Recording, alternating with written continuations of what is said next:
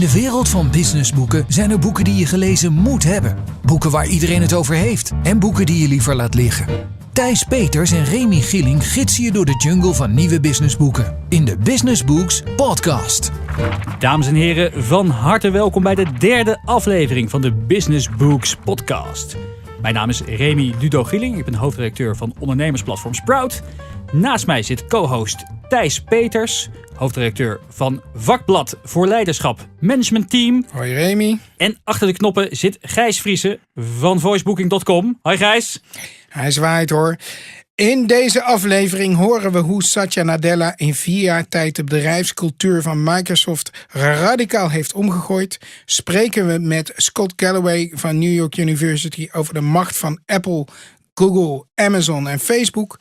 En bespreken we het boek van Sydney Brouwer over klantgericht leiderschap.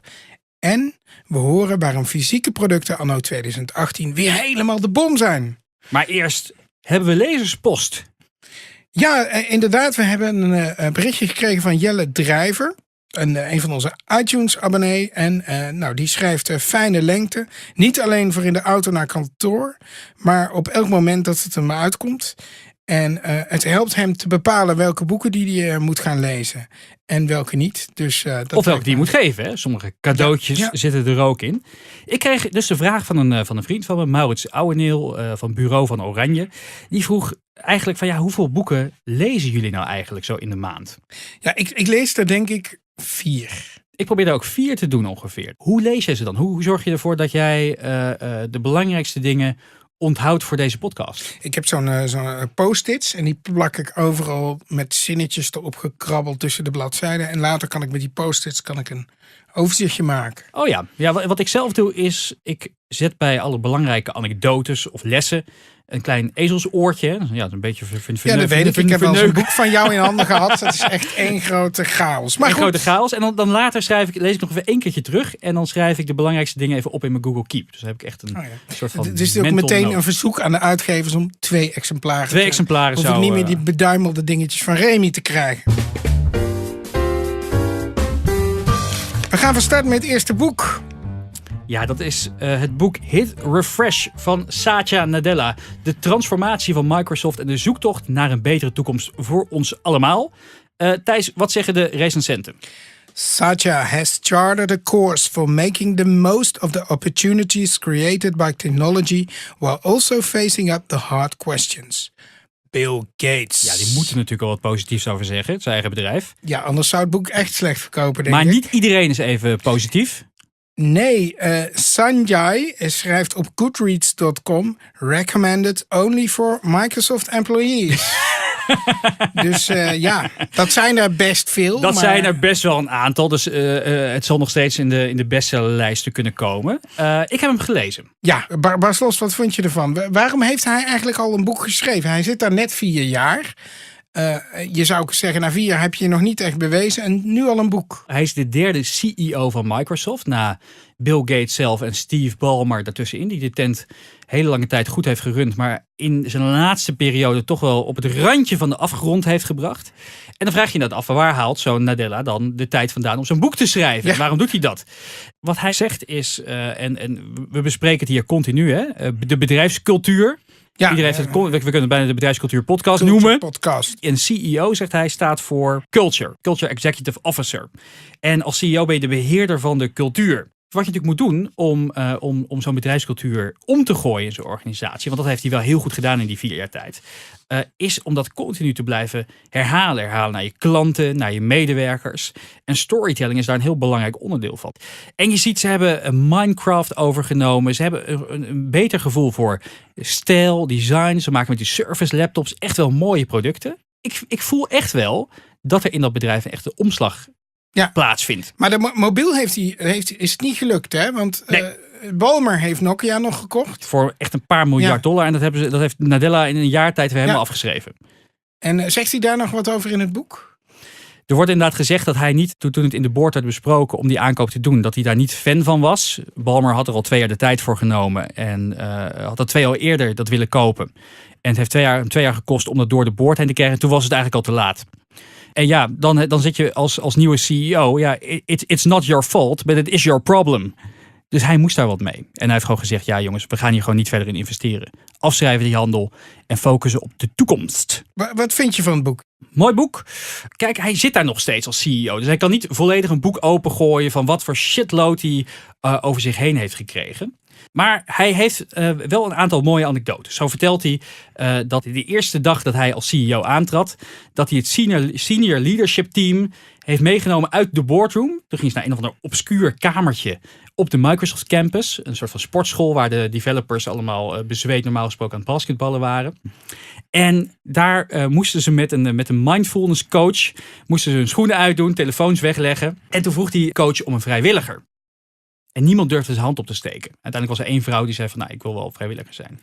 En die coach vroeg ook van, jongens, jullie zijn het leiderschapsteam van Microsoft. Hoe kan het zijn dat jullie die leiderschap moeten geven aan tienduizenden mensen, niet eventjes zelf het voortouw nemen als er om je hulp wordt gevraagd? Dat soort voorbeelden vind ik wel mooi dat je kan zien, toch met een paar praktische handvaten, hoe je als CEO in een grote organisatie echt verandering kan brengen. Omdat je met hele kleine dingen eigenlijk. Met eigenlijk hele kleine dingen. Dit is iets waar ook jij en ik wat aan zouden kunnen hebben. Ja, dus ik ben het niet helemaal eens met de Goodreads recensie dat alleen maar voor Microsoft employees is. Het is ook voor andere mensen die misschien soms wel een beetje sceptisch zijn dat grote organisaties kunnen veranderen. Ja, dan gaan we door naar het tweede boek. Jij hebt gesproken met Scott Galloway. Hij is de auteur van The Four over de macht van Google, Facebook, Apple en Amazon. Niet Microsoft. Hey. Ja, het is echt een New York Times bestseller geweest. De recensie, wat zeggen de recensenten over het boek van Galloway? De recensenten zeggen het volgende.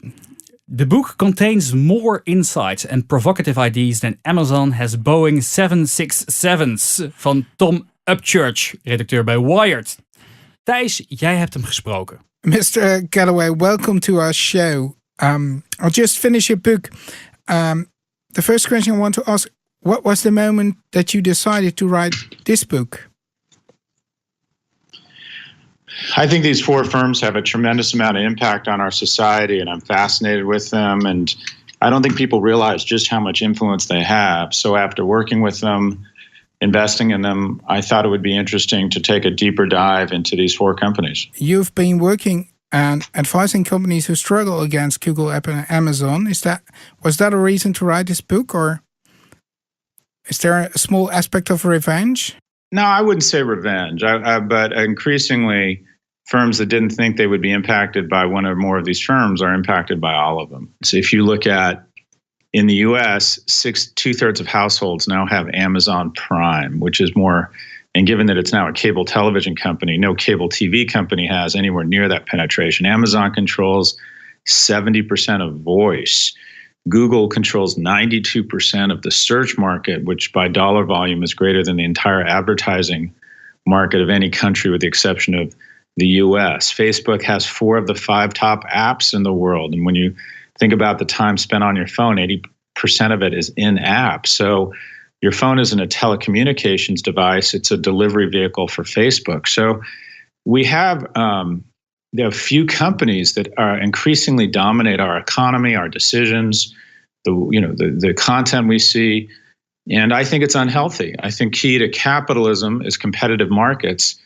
And I believe the markets are no longer competitive. If you were to read the newspapers and watch business television, you would think we're living in a great age of innovation. But the data says something different. The number of businesses being formed every day has been cut in half in the last 40 years. So in 1978, every day there were twice as many new businesses being formed. 1/3 of the publicly traded stocks have gone away in the last 20 years. What was your reaction to the current crisis at Facebook? Mr. Zuckerberg is the same age as Castro when he took over Cuba, but Cuba had 11 million people. Mr. Zuckerberg oversees the algorithms that decide the content that a population more vast than Christianity or the Southern Hemisphere see. And he'll likely be in office for another 70 years, despite the fact that he wasn't elected.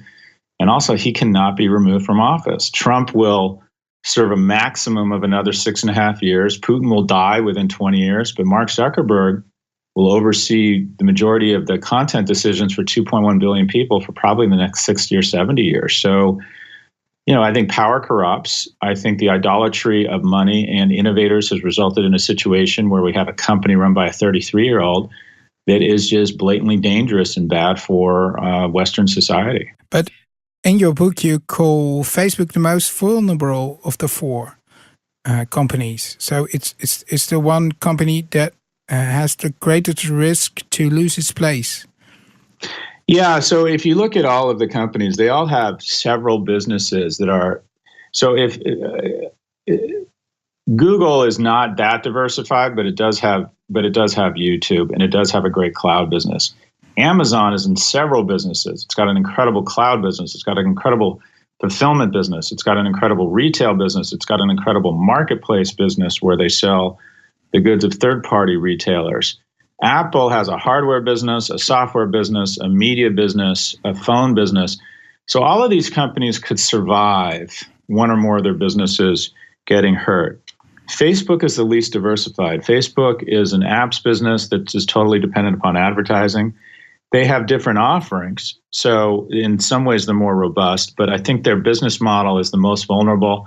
I also think that the management team there has designated or has shown itself to be the most tone deaf, and as a result has unwittingly become sort of the poster child for everything bad about big tech, and has become the most vulnerable to regulations. I could see a country in Northern Europe or even a country in Latin America deciding to ban Facebook. They haven't responded well to the crisis.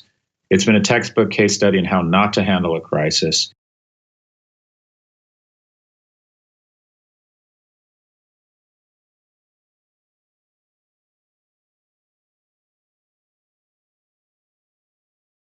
Yeah, on the whole, these technology firms, they haven't been, I would call, supportive, but they're careful not to be seen as trying to intimidate or influence academics. So a lot of people will say, you better be careful, these companies are going to come after you.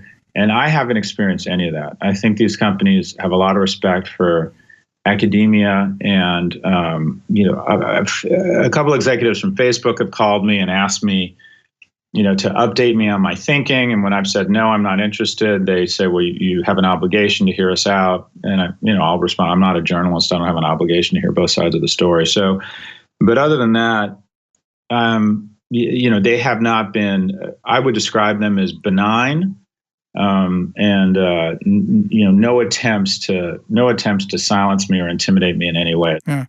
One of the most interesting chapters in your book was about Amazon, and that's maybe because Amazon isn't that active in Holland. Do you think they will come? Will they try to be everywhere in the Western world, or maybe beyond? Oh, it's not a question of if they'll come to Amsterdam or Holland, excuse me. It's a matter of when. This company's potential market is the world, maybe with the exception of China. But Europe, Amazon is making extraordinary investments in Europe. If you just look at the number of fulfillment centers in the last 10 years, it's gone from 2 to, I think, close to 30 or 40. So, just sit tight. They'll be there. Okay, yeah.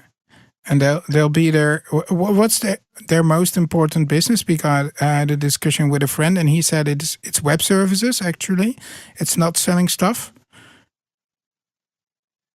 That's an interesting and difficult question. I would argue they're synergistic. The Amazon Web Services is an incredible business, and it plays a key role because it's growing and it's profitable. But at the same time, retail establishes a very strong link with consumers. And the retail platform, they're now about 40% of all e-commerce in the US, and e-commerce sales are valued by the market at a very strong multiple because people see that as one of the few growth channels left is e-commerce, and the US is the largest consumer market in the world. And then you have their media business, which creates more emotional attachment or stickiness. And again, 2/3 of households have Amazon Prime, which includes Amazon Prime Video. So all of these businesses, while somewhat unrelated, are synergistic, and the glue that holds them all together is Prime, which is a recurring revenue, software-like revenue stream, which the markets love. So, I believe this company should be broken up, but all of these businesses are, there definitely is a kind of a whole that's greater than the sum of its parts here. In terms of which business is most important, I don't know. I think it's difficult to assess them individually. Okay.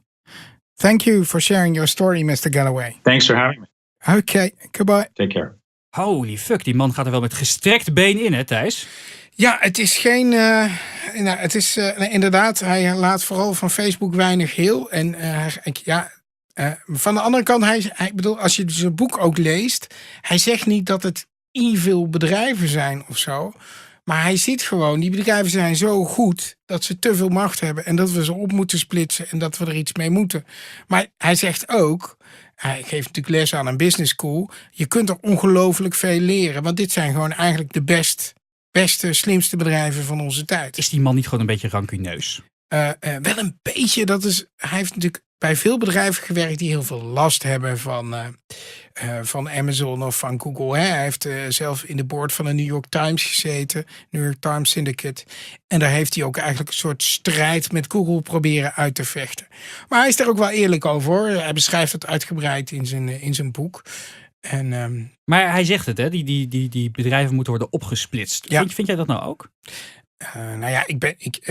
Ik denk zo'n Amazon, ik denk inderdaad dat op zich uiteindelijk wel een goed idee is. Omdat, wat hij ook zegt, een markteconomie heeft gewoon baat bij concurrentie. En wat ik een van de belangrijkste lessen vind, wat hij zelf ook zegt, is wij doen allemaal als er zoveel start-ups en entrepreneurship is. Maar dat is eigenlijk veel minder dan 20 jaar geleden. En dat is mede dankzij de macht van dit soort bedrijven. Ik had het er laatst over. Welke app zou je nou niet kunnen missen? Google Maps.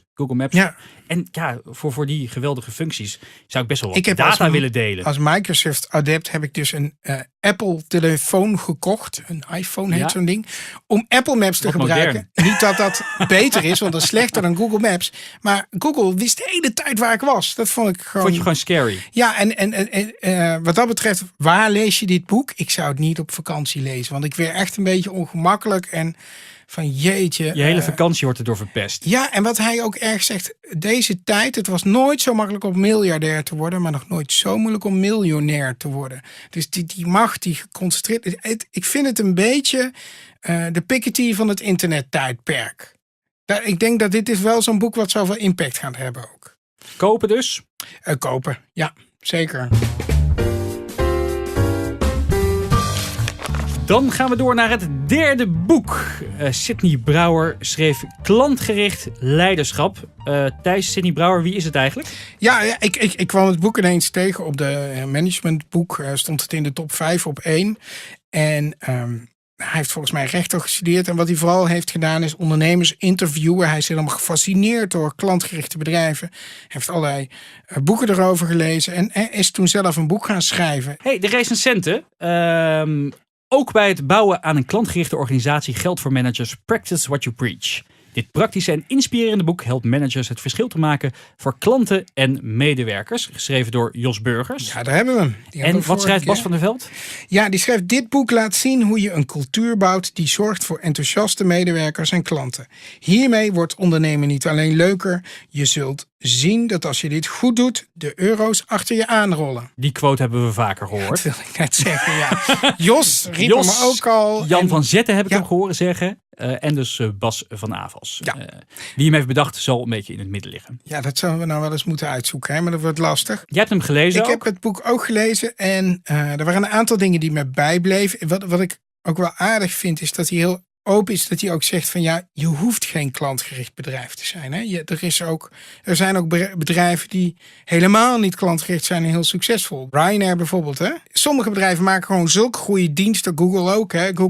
Probeer Google eens te bellen. Dat lukt je niet. Facebook heeft ook geen telefoonnummer. Maar die maken gewoon dingen die wij zo graag willen gebruiken. Dat klantenservice, is helemaal niet nodig. Maar goed, er zijn bedrijven die dat wel doen. Daar heeft hij een paar echt hele mooie voorbeelden van. Maar wat het meest leerzaam is dat hij laat zien, hoe bouw je nou een bedrijf? Want iedereen werkt dan in een organisatie of een bedrijf dat niet klantgericht is.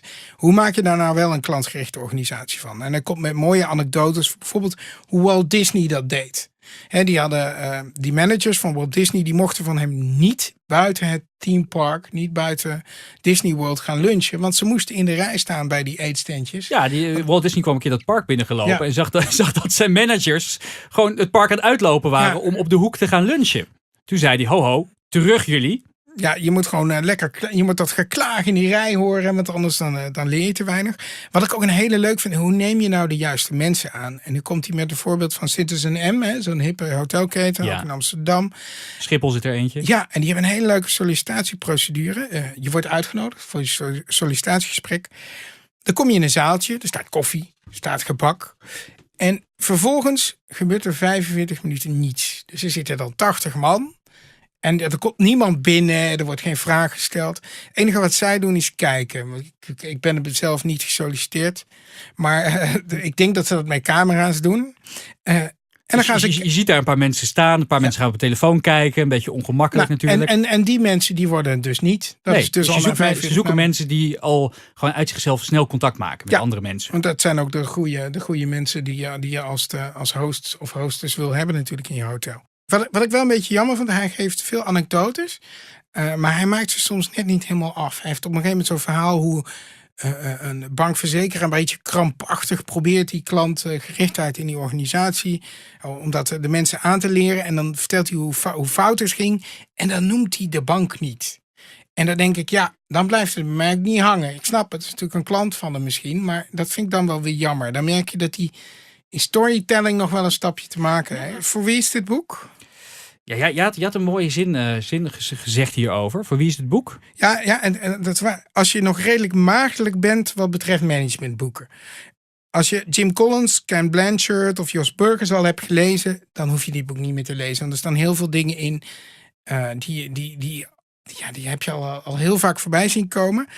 Maar ben je nog niet zo in de literatuur thuis en wil je iets met klanten gaan doen, dan is dit denk ik wel een heel erg leuk boek. Ja, het is heel toegankelijk. Dus misschien is het dan wel niet zozeer direct voor de luisteraar die er al heel veel heeft gelezen, heel veel boeken. Maar misschien wel voor een collega of een vriend of een kennis die ook iets wil gaan doen met meer klanten. Of een beginnend ondernemer die moet gaan nadenken over wat zijn USP is. Dan kun je ook... Ja, of als je een keertje gewoon echt heel erg bent bedonderd door een bedrijf, dat je echt denkt, wat een kut klantenservice, stuur dit boek even op. Ja, dat lijkt me een hele mooie. Dus het is een cadeautje voor bedrijven die je echt genaaid hebben. Oké, dan gaan we naar het laatste boek. The Revenge of Analogue van David Sachs. Een ouder boek. Remy, jij hebt het uitgekozen. Ja, laten we eerst heel eventjes gaan naar de recensenten. Wat zeggen die erover? Sachs provides an insightful and entertaining account of this phenomenon, creating a powerful counter-narrative to the techno-utopian belief that we would live in an ever-improving all-digital world. Michiko, denk ik, Kakutani van de New York Times. Een andere, the better digital gets, the more important analog becomes. In this fun tour of modern culture, David Sachs has collected hundreds of ways that an analog approach can improve our newest inventions. Kevin Kelly. Ja, Kevin Kelly is de oprichter van Wired. Ja, ik hou van Wired. Ik heb Kelly ook nog ooit geïnterviewd. Dus ik vind het een genie. Een genie, een hele oude man met een rode baard. Heerlijk hè, die oude tech-nerd. Een soort jaren 80 nerd, echt. Ja, leuk heerlijk. Als hij een recensie schrijft, dan ben ik sowieso al fan eigenlijk. Ja, het is al wat ouder boek. Het is uitgekomen in 2016, stond ook op de New York Times top 10 lijst. Ik ben er een keer opgekomen door iemand die het op Twitter noemde. Ik dacht, dat boek moet ik hebben, want ik ben misschien nog vrij jeugdig, hè? Ik heb de 30 nog niet gepasseerd. Maar ik heb ook een ontzettende liefde voor mooie fysieke producten. Jij weet gewoon niet wat voor klooi dat vroeger was. ik heb gewoon een heel utopisch beeld bij platenspelers en cassettebandjes. Nee, wat David Sachs eigenlijk beschrijft is dat in een wereld waar alles digitaal gaat, waar alles zo efficiënt mogelijk is geworden, dat wij met z'n allen als mensheid weer zuchten naar tastbare fysieke producten. En dat je daar als bedrijf ook weer het verschil mee kan maken. Dat als je fysieke producten aanbiedt aan je klanten, dat je daar echt ook business-wise veel profijt uit kan halen. En je ziet het misschien ook al een beetje om je heen. Dat jij woont in de rijke enclave Haarlem. Je zal er ook wel zien dat er af en toe weer een LP-winkeltje opduikt. Sterker, Europa's grootste LP-maker zit in Haarlem. Zit gewoon in Haarlem. Die waren bijna failliet en die zijn inmiddels heel erg groot. Die zijn van de grote persers die er nog is. Ja, en zo beschrijft David Sachs de opkomst of de revival van de LP, van het fysieke boek van de Polaroid. Vind ik ook al een leuk voorbeeld die hij beschrijft. In Twente, hè? In Enschede, is gewoon een Nederlander. Dat is Florian Kaps geweest. Hij kocht bij Polaroid alle restvoorraden op van die fotokaartjes. En die verkocht hij dan voor 3-4 keer wat ze vroeger in de winkel kochten. En die hadden overal over de wereld waren de fans. En het was heel exclusief, dus die betaalden ook wel extra ervoor. Toen is op een gegeven moment was een inval gedaan bij het moederbedrijf van Polaroid, Petters Group Worldwide. Die werd verdacht van fraude. En Kaps had toen een week de tijd om 180.000 piek bij elkaar te schrapen om hun laatste fabriek in Enschede, om daar de apparatuur van over te nemen. Heeft hij gedaan. Hij heeft het vervolgens 4 miljoen moeten investeren om het echt weer een moderne fabriek te maken. En hij heeft dus het merk Polaroid gered. En ja, iedereen maakt nu miljoenen foto's per week op zijn telefoon. Maar ja, om zo'n Polaroid dingetje te maken, heeft toch iets magisch. Maar is het dat dus ook niet, hè? Het is leuk en het is grappig, maar het is wel allemaal een beetje marginaal. Je bent ook een beetje sceptisch volgens mij, hè? Tegen alles wat analoog is. Nou ja, ik heb mijn laatste platen dus heb ik aan mijn dochtertje gegeven met Koninginnedag. En die heeft ze verkocht. En voor wie is dit boek? Het is voor mensen die net zoals ik een beetje romantische, nostalgische ideeën hebben over fysieke producten. Wanneer moet je het lezen? Ja, het is gewoon lekker voor onderweg. Misschien dat je zet je platenspeler zet je aan. Je draait een mooie LP van de Beatles. Je steekt een paar kaarsjes aan en gaat dit boek lezen. En voor wie? Ja, ik denk wel een cadeautje. Cadeautje voor anderen die ook misschien een beetje warme gevoelens hebben bij echte producten. Nou, dat was alweer het laatste boek. Hadden we nog wat tips? Ja, tip from around the web. Ik heb laatst een onderzoek gelezen van Follow the Money naar de macht van BlackRock, een van de grootste investeringsmaatschappijen ter wereld. En dat hebben ze gedaan samen met een van de Europese